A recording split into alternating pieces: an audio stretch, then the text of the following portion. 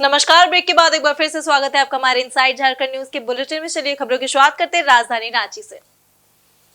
वहीं झारखंड में आगामी मतदाता सूची पुनरीक्षण कार्यक्रम को लेकर तैयारियां तेज हो गई है। इसी क्रम में शनिवार को राज्य के मुख्य निर्वाचन पदाधिकारी ने सभी जिलों के निर्वाचन अधिकारियों के साथ वर्चुअल बैठक की। बैठक में कई अहम निर्देश जारी किए गए। वहीं शनिवार को निर्वाचन सदन से मुख्य निर्वाचन पदाधिकारी ने राज्य भर के जिला निर्वाचन पदाधिकारी, सह उपायुक्त और उप जिला निर्वाचन पदाधिकारियों के साथ ऑनलाइन माध्यम से समीक्षा बैठक की।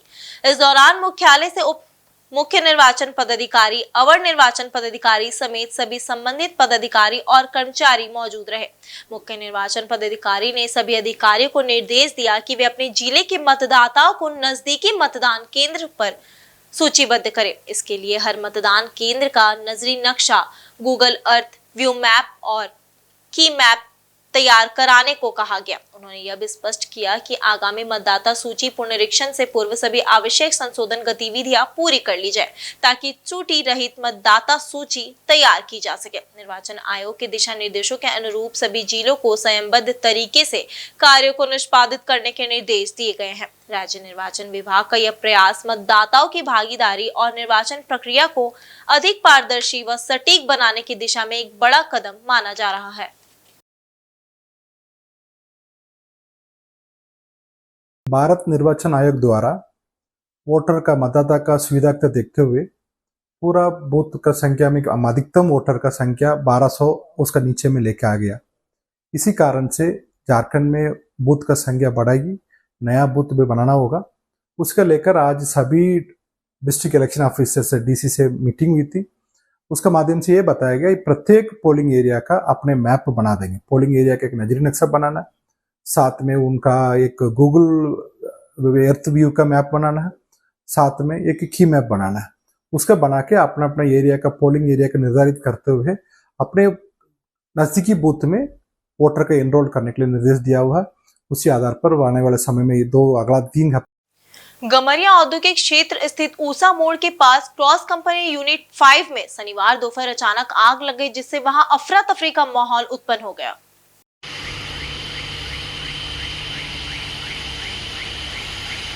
क्रॉस कंपनी यूनिट 5 में शनिवार दोपहर शॉर्ट सर्किट के चलते आग लग गई। आगजनी की घटना के बाद कंपनी प्रबंधन द्वारा फौरन स्थानीय गमरिया पुलिस और फायर ब्रिगेड को सूचित किया गया, जिसके बाद मौके पर पहुंचे फायर ब्रिगेड की टीम ने मशक्कत कर फौरन आग पर काबू पा लिया, जिससे यहां बड़ा हादसा होने से टल गया। वहीं घटना के बाद प्रबंधन द्वारा कुछ भी बोलने से इनकार किया गया, जबकि मौके पर पहुंची पुलिस पेट्रोलिंग टीम ने बताया कि शॉर्ट सर्किट के चलते आग लगी थी, जिसे फायर ब्रिगेड ने बुझा दिया है।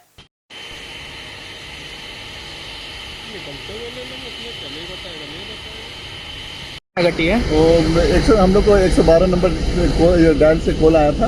हम लोग को पता चला कि कंपनी के अंदर आग लगी है। हम लोग जैसे तुरंत पहुंचे तो उससे पहले ही फायर ब्रिगेड आ चुका था, उसको बुझाया गया। और अभी देख रहे मामला अभी आग सारा बुझा हुआ है, अभी मामला नॉर्मल है। क्या कारण रहा है आग लगने का? आग लगने का कारण बताया जा रहा है, इनसे पूछे यहाँ के मालिक उनसे कि शॉर्ट सर्किट बताया जा रहा है। तो किस प्रकार का क्षति हुआ? जान माल को भी क्षति नहीं, किसी प्रकार कोई जान माल का क्षति नहीं हुआ है। वो हल्का ऊपर में लगा हुआ था आग। तो कितने बजे की है घटना? करीब अभी से करीब आधा घंटा पहले की। क्या नाम हुआ आपका? मेरा नाम ASI धर्मवीर कुमार गमरिया थाना।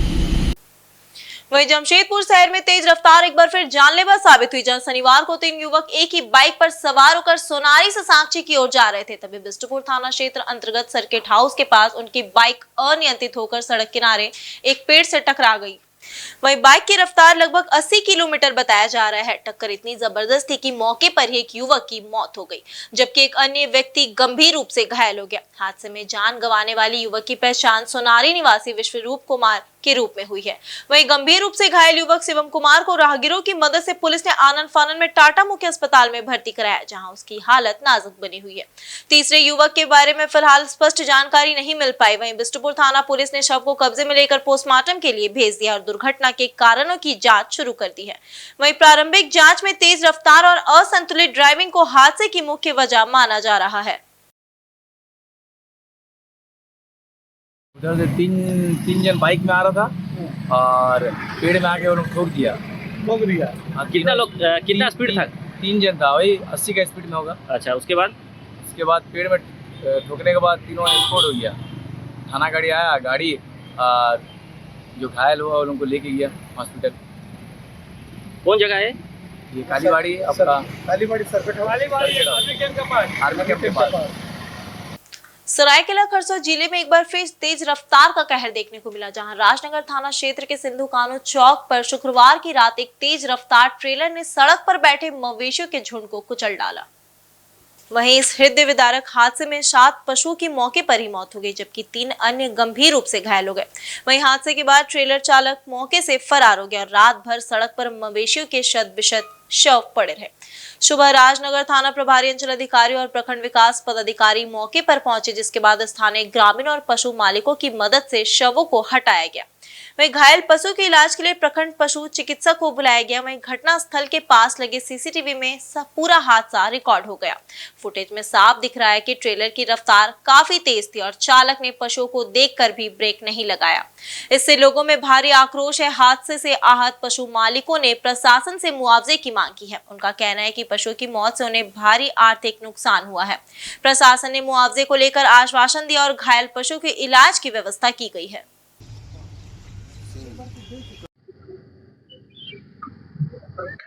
देर रात जो है एक ट्रेलर काफी स्पीड से जो हमारा सिद्धू कानू चौक राजनगर में निकलते हुए जो है वो कई सारे जानवरों को घायल किया है। कुछ अब तक जो टॉल है वो 7 डेथ और 3 कैजुअलिटी है और हम लोग कोशिश कर रहे हैं कि जिला प्रशासन और प्रखंड प्रशासन की तरफ से जो भी मदद हो सकता है उसको हम लोग कर रहे हैं। अभी आपके सामने में हम लोग दो इंजर्ड है उसको हम लोग पानी चढ़ा रहे हैं। इसके अलावा क्लॉटिंग वगैरह जो है वो हम लोग देख रहे हैं।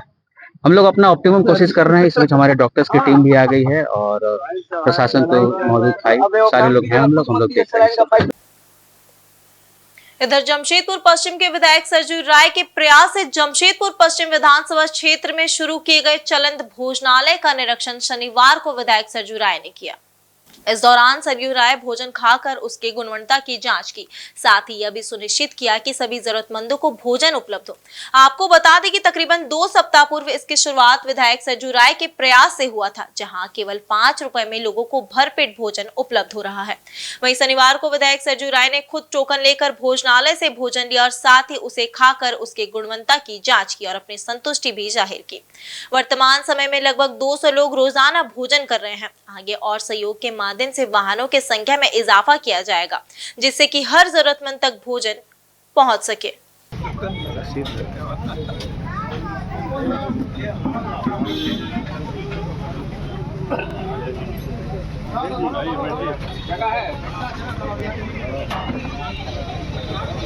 दोपहर का भोजन हम लोग 5 रुपए में भरपेट भोजन कराते हैं। आज शनिवार है इसलिए आज खिचड़ी बना है, खिचड़ी है, चोखा है, पापड़ है और अचार है। तो मैंने भी 5 रुपया का टिकट लेके यहाँ भोजन किया। भोजन स्वादिष्ट है, अच्छा लगा और मुझे लगता है कि गुणवत्ता पूर्वक वो बना रहे हैं भोजन को और खाने वालों की संख्या भी 200 के आसपास हो रही है। 200 से 5 कम, किसी 5 ज्यादा, एक स्थान पर है।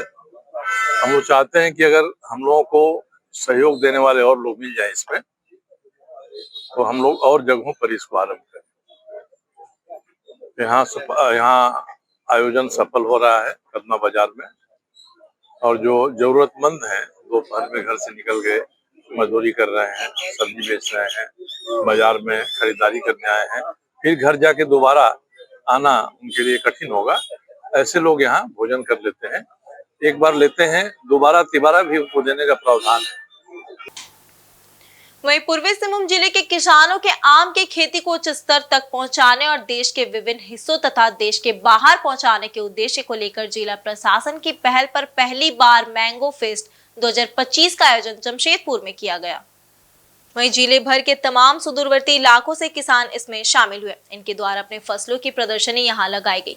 वहीं जिले के उपायुक्त कर्ण सत्यार्थी, उप विकास आयुक्त अनिकेत सचान समेत जिले के कई वरीय अधिकारी इस मैंगो फेस्ट में शामिल हुए। साथ ही तमाम किसानों के फसलों का अवलोकन भी किया एवं उनके गुणवत्ता की जानकारी भी हासिल की। इस प्रदर्शनी में खासकर आम्रपाली, लंगड़ा, हिमसागर, फजली आदि आम शामिल है। मुख्य रूप से जिले के वैसे किसान को अपने बेहतर से बेहतरीन फसल को, जिसमें आमों को कम दामों में बेचते थे, उन्हें एक बड़ा बाजार देने का प्रयास इसमें किया गया है। इन आमों के गुणवत्ता के अनुसार इन्हें दूसरे राज्य के बाजार एवं विदेशों तक भेजने की कोशिश की जाएगी। साथ ही किसानों को और बेहतर फसल उगाने हेतु कई प्रशिक्षण भी दिए जाएंगे।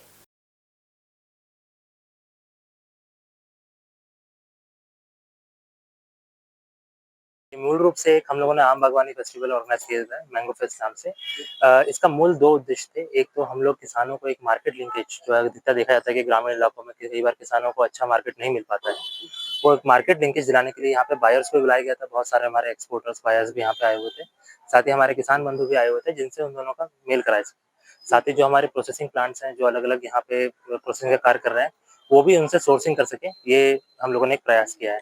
इसके अलावा कई सारे हम लोग ने यहाँ पे लेक्चर्स ऑर्गेनाइज कराए थे, जिससे उन्नत खेती किस तरीके से करें, जो आम बागवानी ऑलरेडी रखी हुई है उसका हम लोग कैसे विकास कर सकते हैं, साथ ही ई नाम और जो नई टेक्नोलॉजीज है उनके माध्यम से कैसे बिक्री कर सकते हैं, इस बारे में भी हम लोगों ने उनको ट्रेनिंग दी है। यही आज का मुख्य कार्यक्रम था और ये एक पहला कार्यक्रम है, लेकिन ये कई सारे चीज़ों की कड़ी में है जो हम लोग के पहले से प्रयास चल रहे थे आम को एक मार्केट देने के लिए, उसी का एक कल्मिनेशन है, उसी का एक अंत है। हमारी जो कोशिश है वो मूल रूप से यही है कि किसानों को कम से कम डिस्ट्रेस सेलिंग ना करना पड़े, यानी कि जो एकदम से कम रेट पे या फेंक देना या वो वाली नौबत आती है वो ना आए।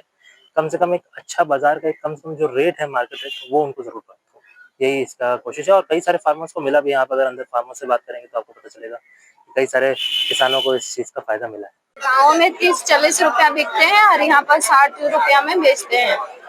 यहाँ पे आई है तो क्या लगता है कि अच्छा बाजार मिलेगा आपको शहर में?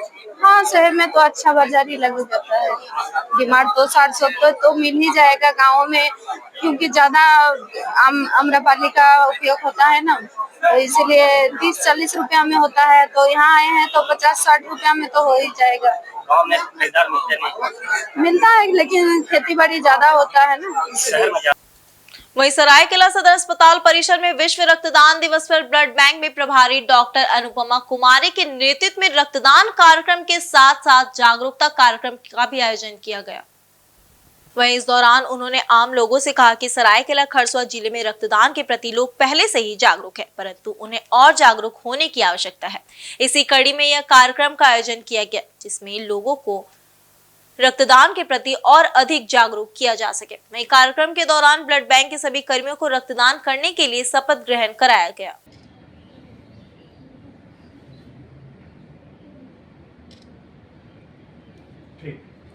रक्त की जरूरत होगी बिना किसी लोभ के और बिना किसी भेदभाव के रक्तदान करूंगा। मैं सतत प्रयास करूंगा ताकि रक्त की कमी से हमारे आसपास किसी की जान ना जाए। 2025 को विश्व रक्तदाता दिवस है और विश्व रक्तदान दिवस का महत्व हमारे सभी के जीवन में बहुत है, क्योंकि रक्त ऐसी चीज़ है जो किसी की भी ज़रूरत हो सकती है और कभी भी ज़रूरत हो सकती है। विश्व रक्तदान दिवस पर आज यहाँ मैं सरायकेला खरसावां के ब्लड बैंक की प्रभारी हूँ और प्रभारी होने की हैसियत से आज हम लोगों की एक छोटी सी मुहिम है कि लोगों को जागरूक किया जा सके। ऐसे सरायकेला खरसावां में हमेशा से रक्तदान को लेकर लोग काफ़ी जागरूक हैं, हमें इस बात का बहुत ही गर्व महसूस होता है। और लेकिन उसके साथ भी आज हम लोगों ने एक और छोटी सी कोशिश की है कि लोग और ज़्यादा इसके लिए प्रेरित हो सके। हमने आज सामूहिक रूप से अपने ये ब्लड बैंक में सामूहिक रूप से हम लोगों ने आज शपथ ग्रहण किया है। वहीं ऑल इंडिया स्टूडेंट फेडरेशन सिमुम जिला परिषद द्वारा यूजी बैकलॉग की परीक्षाओं को अविलंब आयोजित करने की मांग को लेकर जिला मुख्यालय में प्रदर्शन किया गया। साथ ही राज्य के राज्यपाल को एक मांग पत्र भी सौंपा गया। इनके द्वारा पूर्व से ही बैकलॉग की परीक्षाएं आयोजित करने की मांग को लेकर आंदोलन किया जा रहा है। जिला सचिव मुकेश रजक ने कहा कि वर्तमान समय में यूजी सेमेस्टर 4 की परीक्षा का तिथि निकाला जाए, साथ ही सेमेस्टर 2 का परीक्षा फॉर्म भी निकाला जाए। अगर इनकी मांगे पूरी नहीं होती है तो आगामी जुलाई के महीने से सभी कॉलेजों में सत्याग्रह शुरू किया जाएगा।